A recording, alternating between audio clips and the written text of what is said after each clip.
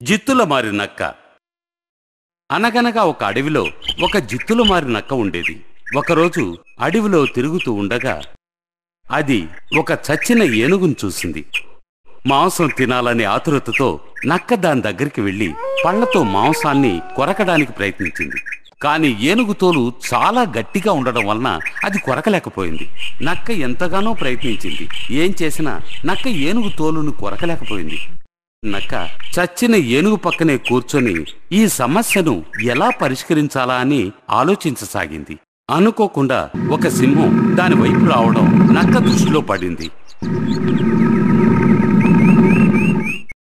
అప్పుడది ఎంతో వినయంగా, సింహరాజా, నేనీ చచ్చిన ఏనుక్కి మీకోసమే కాపలా కాస్తున్నాను, దయచేసి తినండి అంటే సింహం గర్జించి, ఏయ్, ఇతర జంతువులు చంపిన జంతువుల్ని నేను తినను, నీకీ విషయం తెలుసనుకుంటాను అని ఆ సింహం తన దారిన తాను వెళ్లిపోయింది.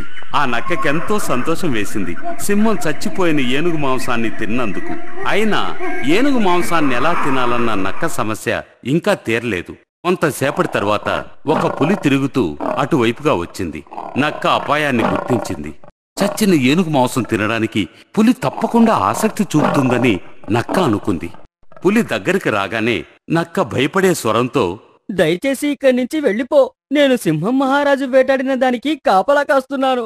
ఏదైనా పులి వస్తే ఆయనకి చెప్పమని ఆయన స్నానం చేయడానికి వెళ్లే ముందు నాతో చెప్పి వెళ్లారు. ఎందుకంటే అడవిలోని పులులన్నిటినీ చంపాలని శపథం చేశారట. ప్రాణాల మీద ఆశ లేకపోతే ఉండు. ఈ మాట వినగానే భయపడ్డ పులి అక్కడి నుంచి పారిపోయింది. పులి వెళ్లిపోగానే ఒక చిరుత అక్కడికొచ్చింది. జిత్తులు మారి నక్కకు తెలుసు చిరుతకు పదునైన పళ్ళుంటాయని, తన సమస్యను అది తీర్చగలదని. చిరుతను చూసి నక్క చిరునవ్వు నవ్వి స్వాగతం పలికింది. రానేస్తామా, రా. చాలా కాలం తరువాత కనిపించావు. నువ్వు అలసిపోయి ఆకలితో ఉన్నట్లున్నావు. ఈ చచ్చిన ఏనుగు మాంసం కొంచెం తిని ఆకలి తీర్చుకో. నేను ఈ ఏనుగుని సింహం కోసం కాపలా కాస్తున్నాను. సింహం స్నానం చేయడానికి వెళ్ళింది. సింహం వేటాడిన దాన్ని నేనెలా తినగలను? నేను తినడం గాని చూసిందంటే ఖచ్చితంగా నన్ను చంపేస్తుంది. నాకెందుకు వచ్చిన గొడవ? నువ్వు ఆ విషయం గురించి చింతించకు. నేను జాగ్రత్తగా చూస్తూ సింహం తిరిగి వచ్చేటప్పుడు నీకు సైగ చేస్తాను. అప్పుడు నువ్వు సులభంగా పారిపోవచ్చు. ఆకలితో ఉన్న చిరుత దానికి సమ్మతించి ఈ అవకాశాన్నిచ్చినందుకు నక్కకు కృతజ్ఞతలు చెప్పింది. చిరుత ఏనుగు తోలుతో తంటాలు పడటం నక్క గమనిస్తూనే ఉంది. చిరుత ఏనుగు తోలుని చీల్చడంలో సఫలం అవడం చూడగానే నక్క గట్టిగా అరిచింది, పారిపో, సింహం వచ్చేస్తుంది.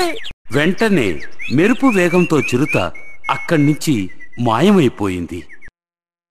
జిత్తుల మారి నక్క గట్టిగా నవ్వుకుని చచ్చిన ఏనుగు మాంసాన్ని ఒక్కతే ఆనందిస్తూ తినడానికి కూర్చుంది. నీతి: ఏ సమస్యనైనా తెలివిగా పరిష్కరించుకోవచ్చు,